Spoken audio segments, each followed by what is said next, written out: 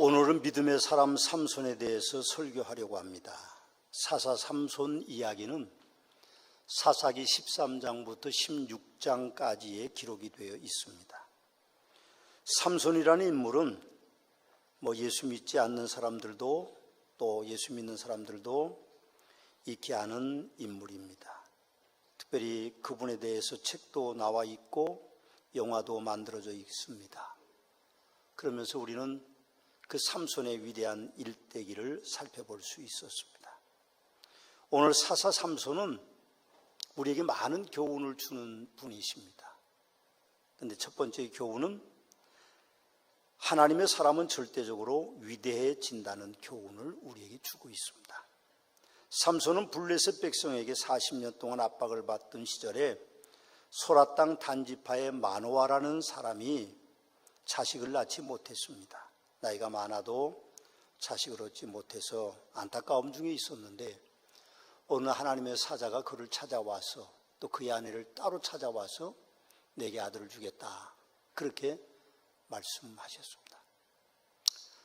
우리가 살면서 여러 가지 많은 어려움들이 있지만 사실은 우리 소원을 이루지 못하는 일들의 안타까움이 많은데 어느 하나님이 그 소원을 들어주신다고 그러면 기드온처럼 또 오늘 삼손의 아버지 마노아처럼 어떤 증거를 요구할 것입니다. 하나님께서 그들의 요구를 다 들으시고 그들의 제사를 연락하심으로 하나님께서 나시린으로 점지해서 난 사람이 바로 사사라는 인물입니다. 오늘 32절에 보면 기드온 바락이라는 사람의 기록을 보더라도 하나님께서 선택한 사람들은 다 위대해집니다. 기드온은 밀을 타작하면서도 마당에서 타작하지 못하고 산속에 포도주 틀에서 몰래 타작하는 연약한 사람이었죠. 그런 하나님이 그 기드온을 부르셨을 때에 기드온은 위대한 역사를 이루고 있는 것을 우리는 봅니다. 바락도 여인만 못한 남자로 소개되고 있습니다. 그런데 하나님께서 바락을 들어 사용하실 때에 바락이 위대한 민족의 해방을 이루는 위대한 사람으로 나타나고 있음을 우리는 봅니다. 삼손도 역시 하나님의 선택으로 위대해졌습니다. 물론 삼손은 태어나기 전부터 하나님께서 이제 용사로 선택하신 분이기는 하지만 그러나 삼손의 일생을 기록한 사사기를 우리가 살펴보면 삼손이 위대한 능력을 펼칠 때마다 기록되는 성경 구절이 있습니다. 여호와의 영이 임하니 하는 성경 구절입니다. 여호와의 영이 임했을 때에 삼손은 위대한 용사가 될 수 있었던 것이죠. 13장 25절에 보면 소라와 에스다올 사이 마네단에서 여호와의 영이 그를 움직이기 시작했다고 말씀하고 있고 14장 6절 말씀해 보니까 여호와의 영이 삼손에게 강하게 임하니까 그 손으로 사자를 찢기를 새끼 염소를 찢는 것처럼 했다고 말하고 있고 14장 19절 말씀해 보니까 여호와의 영이 삼손에게 갑자기 임하심에 삼손이 아스글론으로 내려가서 그곳 사람 30명을 쳐 죽였다고 말하고 있고 사사기 15장 14절 말씀해 보니까 삼손이 레이의 이름에 블레셋 사람들이 그에게로 마주 나가며 소리 지를 때 여호와의 영이 삼손에게 갑자기 임하심에 그의 묶였던 밧줄을 스스로 끊고 새나기 턱뼈로 1000명이나 되는 블레셋 사람들을 죽였다라고 기록하고 있음을 봅니다. 또 삼손이 들릴라의 유혹에 빠져서 머리털이 다 깎여서 평민이 됐고 평범한 사람이 됐고 블레셋 사람들이 그의 두 눈을 다 뽑아서 블레셋 사람들에게 노름거리가 조롱거리가 되는 그 가운데 있을 때에 삼손은 하나님 앞에 울부짖었고 하나님의 영이 임하셔서 삼손이 이르되 블레셋 사람과 함께 죽기를 원하노라 하고 살아있을 때 죽인 사람보다 마지막 그가 두 기둥을 붙잡고 빌딩을 무너뜨리면서 죽인 블레셋 사람들의 숫자가 더 많았다 그렇게 기록하고 있습니다. 하나님의 영이 임하시면 하나님의 영이 갑자기 임하시면 하나님께서 기도를 들어 응답하시면 놀라운 용사가 되고 있었던 것을 봅니다. 우리가 눈치를 좀 채셨는지 모르겠습니다. 제가 그동안에 기드온과 바락을 설교하면서 33절부터 40절까지 말씀을 함께 봉독했습니다. 거기 보면 기도원에 대한 내용도 그리고 바락에 대한 내용들도 기록이 되어 있지만 오늘 제가 32절만 봉독한 이유가 있습니다. 좀 눈치가 빠르신 분들은 눈치를 채셨을 텐데 33절부터 40절까지 읽어봐도 오늘 삼손과 같은 해당되는 내용은 기록되어 있지 않습니다. 그러나 하나님께서 삼손을 선택했을 때 삼손이 위대한 역사를 이루고 있는 것을 우리는 봅니다. 사랑하는 서문학교 성도 여러분, 우리도 하나님께서 우리를 무조건 선택하셨습니다. 그 선택함을 받은 성도로서 우리가 하나님의 영에, 하나님의 성령님에 사로잡히면 위대한 일을 이룰 수 있습니다. 70인의 제자들이 예수님의 파송을 받고 나가서 돌아오면서 예수님께 그렇게 보고했습니다. 선생님, 놀라운 일이 일어났습니다. 우리가 복음을 전하는 사람들이 굴복했고 우리가 병든 사람을 위해 손 얹어 기도한 적 그들의 병이 낫고 귀신 들린 사람의 귀신을 주의 이름으로 내쫓았습니다. 그렇게 말할 때에 그 위대한 능력이 제자들에게 있는 것이 아니었죠. 성령 하나님이 그들과 함께 있을 때에 일어나는 일입니다. 그러나 만일 우리가 사람의 생각에 갇혀 사는 성도라고 한다면 위대한 일을 이룰 수는 없을 것입니다. 하나님의 영을 떠난 사람의 생각은 언제든지 갈라디아서 5장에 기록되어 있는 일들이 일어납니다. 육체의 일은 분명하니 곧 음행과 더러운 것, 호색과 우상숭배와 주술과 원수 맺는 것과 분쟁과 시기와 분냄과 당지는 것, 분별함과 이단과 투기와 술취함과 방탕함이라. 다 육체에 거하는 사람들은 이럴 수밖에 없는 것이죠. 예수 믿는 사람도 예외는 아닙니다. 하나님의 영에 사로잡히지 않으면 우리도 역시 세상 사람들과 똑같은 존재일 수밖에 없는 것이죠. 하나님의 유업을 받지 못한다는 말씀에 우리는 경고의 음성으로 들어야 됩니다. 그러나 하나님의 영을 따르면 갈라디아서 5장의 가르침처럼 오직 성령의 열매는 사랑과 희락과 화평과 오래참과 자비와 양선과 충성과 온유와 절제니 이 같은 것들을 금지할 법이 없다고 말씀하시면서 그래서 예수의 사람들은 육체와 함께 그 정욕과 탐심을 십자가에 못 박았느니라고 그렇게 우리에게 말씀하고 있습니다. 하나님의 성령에 사로잡히면 그리스도의 일을 위해서 위대한 사람으로 변화됩니다. 여러분 어떤 편을 선택하시겠습니까? 물론 선택은 자유입니다. 그러나 갈라디아서 5장 25절 26절에 있는 대로 우리가 만일 성령으로 살면 또한 성령으로 행할 때니 헛된 영광을 구하여 서로 노엽게 하거나 서로 투기하지 말지니라. 그렇게 우리에게 말씀하고 있기 때문에 우리는 하나님 편을 선택해야지 사람의 생각과 세상 생각과 사단의 생각들을 선택해서는 안 되는 것입니다. 저는 그런 생각을 해봤습니다. 못난 사람이 하나님 앞에 사로잡혀서 쓰임받았다고 하면 얼마나 행복할까. 저는 못나디 못났지만 하나님께서 저를 감사하게도 선택해 주셔서 오늘 이 자리에 서 있습니다. 저는 그런 생각을 설교 준비하면서 했습니다. 저의 남은 생에도 하나님의 사람 바울 사도의 고백과 같이 나의 나된 것은 주님의 은혜라고 고백하면서 하나님을 사람으로 살기를 원합니다. 여러분 뭘 선택하시겠습니까? 육신의 정욕을 따라서 사람의 생각을 따라서 사단이 가르치는 그 교묘한 음성을 따라서 여러분들이 살기를 원하십니까? 아니면 하나님을 따라서 살기를 원하십니까? 교회 안에도 성령 하나님을 따라가지 않는 사람들이 많습니다. 오랫동안 신앙생활을 한다고 하면서도 그 마음속에 하나님의 뜻을 따름이 아니라 사람들의 생각을 따라가는 사람들이 많다고 하는 사실이죠. 저는 그런 부탁을 드리고 싶습니다. 혹시 여러분들이 시기와 분쟁과 다툼과 원망하는 일들이 여러분들에게 생기면 여러분 자신을 돌아봐야 됩니다. 나는 어느 편에 서 있는 사람인가? 하나님 편에 서 있으면요, 우리가 위대한 인물이 될 수 있지만 하나님 편에 서 있지 않으면 우리가 위대한 인물이 될 수가 없습니다. 사사 삼손은 또 우리에게 주는 교훈이 하나 있는데 인생을 절제하면서 살라는 교훈을 줍니다.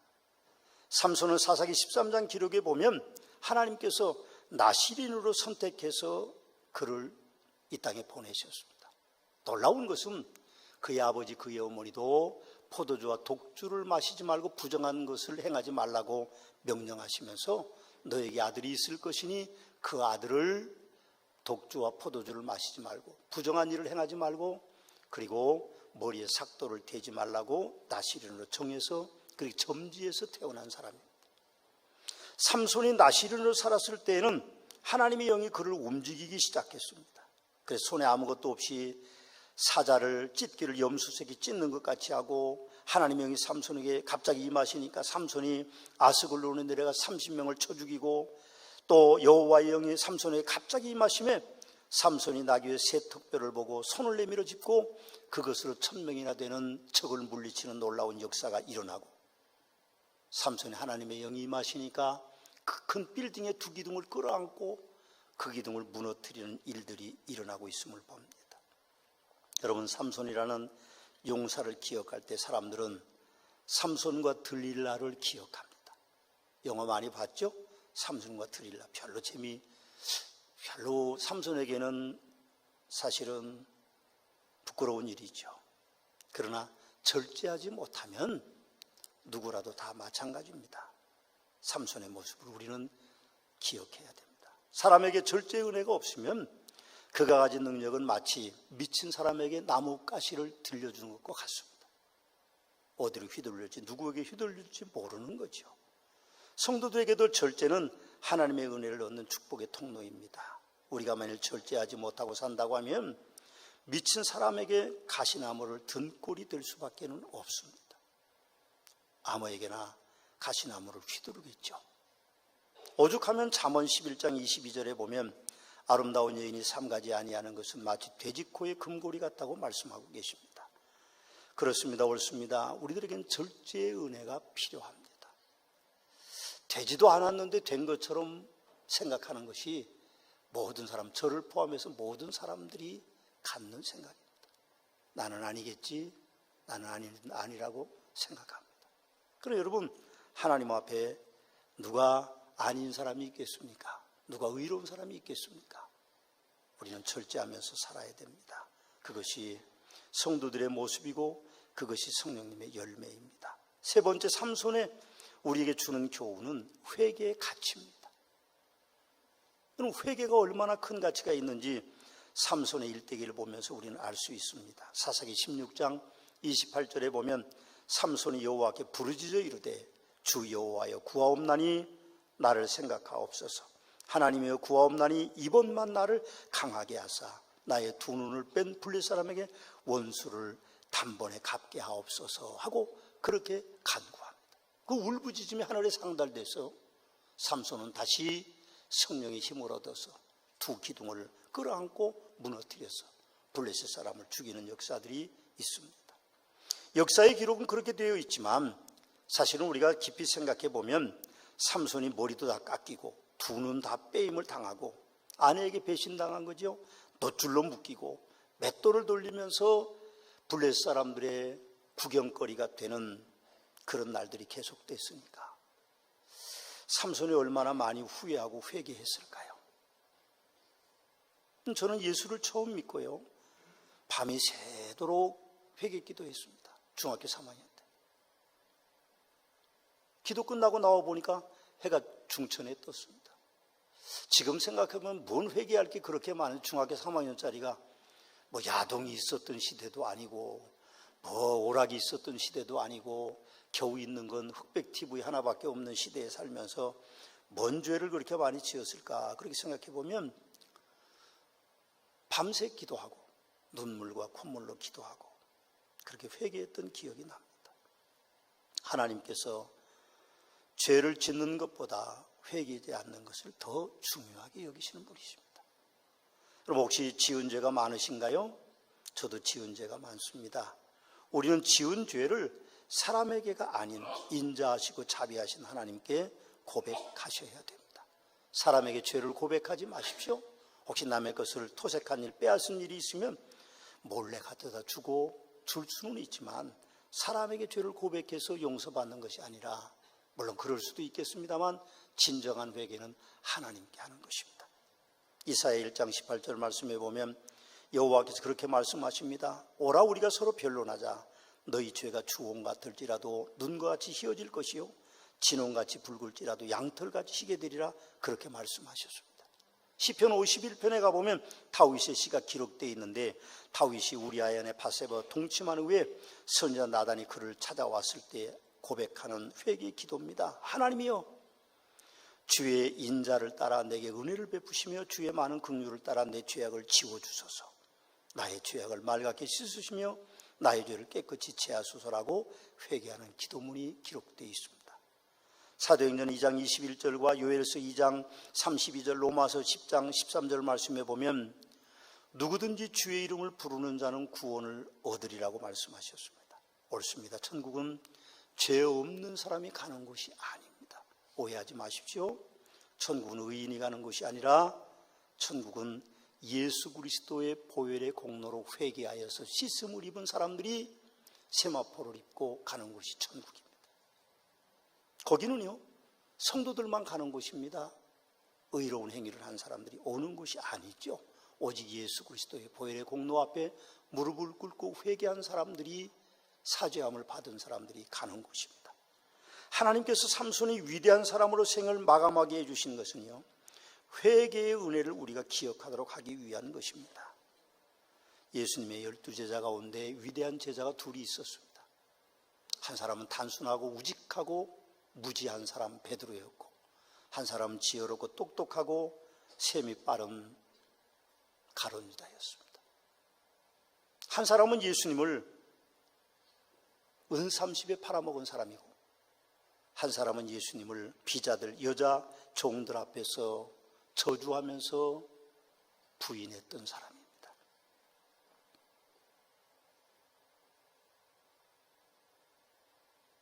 누가 더 하나님 앞에 큰 죄를 지었을까요? 가룟 유다가 더 큰 죄를 지었습니까? 아니면 베드로가 더 큰 죄를 지었습니까? 저는 죄는 똑같다고 생각합니다. 팔아먹은 사람이나 예수님을 저주하면서 부인한 사람이나 제자는 아니죠. 제자의 모습은 아닙니다. 그러나 하나님께서 베드로를 위대한 수제자로 사용하셨고 가룟 유다는 스스로 자결하는 길을 선택하도록 하셨습니다. 그 이유가 뭘까요? 그들의 죄가 아닙니다. 베드로는 밖에 나와서 통곡하면서 회개했고 유다는 회개하지 않고 은 30을 제사장들이 받지 않으니까 성전에 던져놓은 사람이었습니다. 우리가 사는 이 세상에도 어떤 사람들은 그렇게 말합니다. 당신은 회개 기도를 하냐? 합니다. 그러면 당신이 구원받은 거 아니라고 가르치는 이단들이 있습니다. 여러분 우리가 사는 날 동안 눈물로 회개하는 기도를 해야 됩니다. 이미 우리는 예수 그리스도의 보혈로 의로운 사람이 됐지만 그 은혜대로 살지 못하는 안타까움이 우리에게 있기 때문에 우리는 눈물로 회개하면서 기도하는 것입니다. 우리가 회개는 죽는 날까지 해야 됩니다. 우리의 죄가 계속되기 때문이죠. 물론 우리는 죄를 짓지 않기 위해서 몸부림치고 안타까워하겠지만 그러나 이 땅에는 의인은 없나니 하나도 없습니다. 어떤 사람들이 가는 중에 잡힌 여자를 데리고 예수님께로 왔습니다. 예수님께 와서 그렇게 말했습니다. 선생님, 모세의 율법에는요 간음 중에 잡힌 자는 돌로 치라고 하셨는데 어떻게 할까요? 예수님은 아무 말씀 없으시고 땅에 앉으셔서 글을 쓰셨습니다. 한참 글을 쓰시더니 너희 중에 죄 없는 자가 먼저 돌로 치라 그렇게 말씀하시고 다시 글을 쓰셨습니다. 저는 그 글이 무엇일지 몹시 궁금합니다. 제자들도 그런 얘기 안 해주고 있어요. 무슨 글을 쓰셨는지, 아람어로 쓰셨는지 아니면 히브리어로 쓰셨는지 아니면 헬라어로 쓰셨는지 아니면 천상의 언어로 쓰셨는지 우리가 알 수는 없지만 예수님이 조금 위에 일어나서 보니까 여인만 남아있고 돌로 치려는 자들은 다 없어졌습니다. 성경에 보면 나이가 많은 사람부터 하나씩 둘씩 떠나서 여인과 예수님만 남았습니다. 예수님도 그렇게 말씀하셨습니다. 내가 너희 죄를 묻지 아니할 것이니 다시는 가서 죄를 짓지 말라고 말씀하셨습니다. 의인은 없습니다. 하나도 없죠. 있을 수 없습니다. 문제는 우리가 하나님 앞에 회개하느냐 그렇지 않느냐가 결정되는 것입니다. 회개는요, 위대한 가치가 있습니다. 이 위대한 회개의 가치를 우리가 기억하고 사는 것이 어쩌면 큰 축복이라고 생각이 듭니다. 예수님께서 사역을 시작하시면서 회개하라 천국이 가까웠느니라 그렇게 말씀하시면서 독사의 자식들이라고 사람들에게 그렇게 말씀하셨습니다. 그러면서 예수님은 하늘 복음을 전파하셨고 그리고 가르치시고 그들의 병을 고치시는 역사를 하셨습니다. 근데 참 놀라운 거는요, 누가복음 11장 32절을 가서 보십시오. 거기 가보면 참 묘한 내용이 기록되어 있습니다. 예수님이 말씀하셨습니다. 심판때에 니느웨 사람들이 일어나 2세대 사람들을 정죄하리니 이는 그들이 요나의 전도를 듣고 회개하였음이거니와 요나보다 더 큰 이가 여기 있느니라 그렇게 말씀하셨는데, 끝에 요나보다 더 큰 이는 바로 예수 그리스도를 말씀하는 것인데, 심판때에 니느웨 사람들이 2세대 사람들을 정죄할 것이다. 그런데 그 이유가 그들이 요나의 전도를 듣고 회개하였기 때문이라고 그렇게 말씀하십니다. 저는 니느웨 사람들이 우리를 심판하리라고는 생각하지 않습니다. 예수님이 말씀하신 것은 그런 의도가 아니라 회개의 가치를 높이 평가하는 것입니다. 여러분, 죄가 중요한 것이 아닙니다. 회개가 중요한 것입니다. 죄를 짓지 않으라고 하는 것이 중요한 것이 아니라 그 죄를 짓고 진심으로 회개했느냐 하는 것이 더 중요하다는 것입니다. 회개의 가치는 놀라운 것입니다. 삼손은 우리에게 그 회개의 가치를 들려주고 있습니다. 그가 회개했을 때에, 살아있을 때에 죽인 블레 사람의 숫자보다 회개하면서 하나님 앞에 울부짖으면서 죽였던 블레 사람들의 숫자가 더 많다고 기록하고 있습니다. 네 번째로 삼손이 우리에게 주는 마지막 교훈은 희망입니다. 인생의 마지막까지 우리에게는 희망이 있습니다. 삼손의 희망이 뭐였을까요? 들릴라였을까요? 그네 안에 예쁜 여자 얻는 거였을까요? 아닐 것입니다. 삼손이 아내 들릴라를 배신당하고 머리 깎이고 눈 빠지고 맷돌 돌리고 블레셋 사람들의 구경거리가 되었습니다. 그러나 삼손은 마지막 희망은 자기 민족의 자유였습니다. 블레셋 사람을 물리치는 것이었습니다. 그래서 어린 소년을 붙잡고 나에게 이 건물의 가장 중요한 기둥으로 안내를 해줘라. 그래서 받치고 있는 두 개의 기둥을 끌어안고 그리고 하나님 앞에 울부짖고 회개하면서 그 기둥을 들었었더니 하나님의 영이 갑자기 그에게 임해서, 성경은 그런 얘기 없습니다. 제가 그냥 앞에 구절들을 인용해서 성령이 갑자기 하나님의 영이 임하셔서 힘 빠졌던 삼손에게 힘을 주시고 그래서 블레셋 사람들과 함께 죽음을 선택한 것을 우리는 봅니다. 사랑하는 성도 여러분, 삶이 그대를 속일지라도 슬퍼하거나 노하지 말라. 우울한 날을 견디면 믿으라 기쁨의 날이 오리니. 어디서 많이 듣던 얘기죠. 제가 어렸을 때 이발소에 가면요, 바리깡으로 머리를 막 깎습니다. 근데 이 바리깡이 오래돼가지고 기름칠도 안 해가지고 막 머리를 쥐어뜯어요. 그런데 그 앞에는 액자가 딱 빛바랜 수십 년 된 것 같은 액자가 있는데, 삶이 그대를 속일지라도 슬퍼하거나 노하지 말라. 눈물을 찔끔찔끔 흘리면서도 그거를 보면서 조금 있으면 머리가 예뻐지겠지, 그런 기억이 납니다. 여러분, 러시아의 작가 푸시킨의 시죠? 그렇습니다. 우리에게는 아직 희망이 있습니다. 희망의 태양이 내일도 분명히 떠오를 것이고 모레도 분명히 떠오를 것입니다. 분명합니다.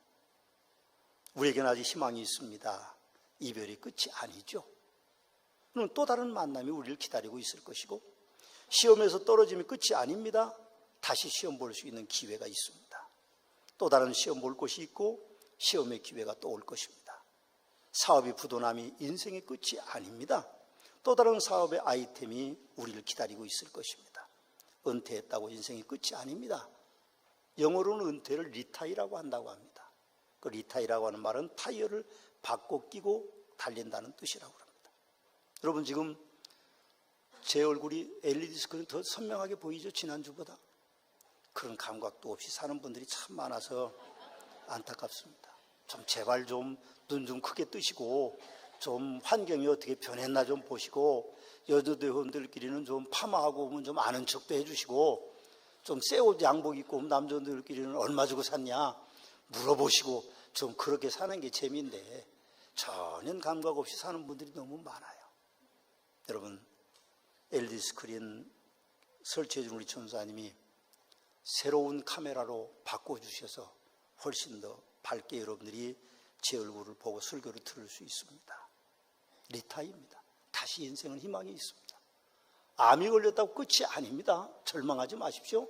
사기 오기 돼도 끝이 아닙니다. 살아날 수 있는 길이 있고, 그리고 우리가 혹시 그렇지 않더라도 이 땅에서 눈 감고 눈 뜨면 우리는 천국에 있습니다.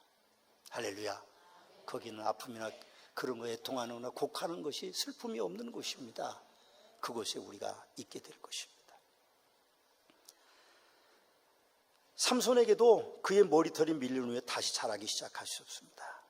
그리고 그의 머리털이 자라는 것이 그의 희망이 아닙니다. 하나님의 영이 갑자기 임하는 것이 그 희망이죠. 우리도 머리털과 같이 뭔가 좀 환경이 바뀔 거다 그렇게 생각하고 희망을 가지지 마십시오. 하나님의 영이 우리를 사로잡으시면 우리에게 새로운 희망이 있습니다. 제가 그 자료를 찾지 못했는데요, 이렇게 수염난 그 맥도날드 말고 그거 있습니다. 뭔지는 모르겠어요. 난 뭐 그걸 별로 안 좋아하는. 뭐죠? 네? KFC? 네, KFC. 그 할아버지가요, 사업 망해가지고 죽으려고 절벽 위에 올라갔는데 안 죽었습니다. 그리고 예수 믿고 KFC가 전 세계의 매장을 가지는 아주 큰 기업이 됐습니다. 아직 우리에겐 희망이 있습니다. 여러분, 가슴을 한번 두드려 보시죠. 아직 나에겐 희망이 있다. 아직 나에겐 희망이 있어. 희망이 있어요.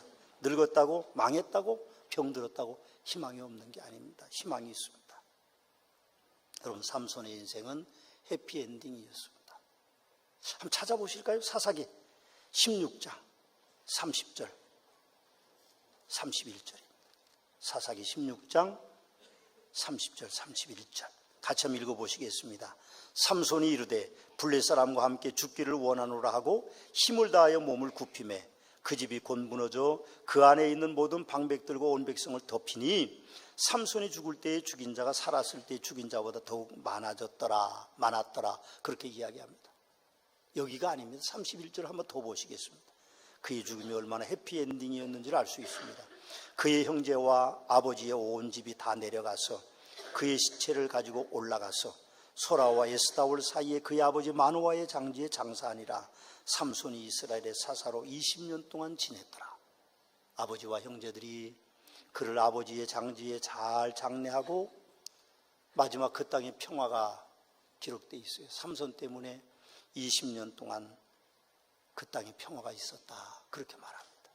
사랑하는 성도 여러분, 여러분의 남은 인생이 하나님께 쓰임받고 여러분의 남은 인생이 절제하면서 살고 여러분의 남은 인생이 회개를 귀하게 여기고 살면서 여러분의 남은 인생이 소망이 넘쳐서 여러분의 생에도 해피엔딩이 되는 아름다운 축복이 이어지시기를 주님의 이름으로 축원합니다. 기도하시겠습니다. 이제는 우리 주 예수 그리스도의 은혜와 아버지 하나님의 극진하신 사랑하심과 성령님의 감화, 감동, 역사하심의 은총이 오늘 삼손의 일대기를 살펴보면서 삼손처럼 해피엔딩을 맞기를 원하는 서문화교회 성도들 위해 승리 하나님으로 함께 계시옵기를 축원하옵나이다.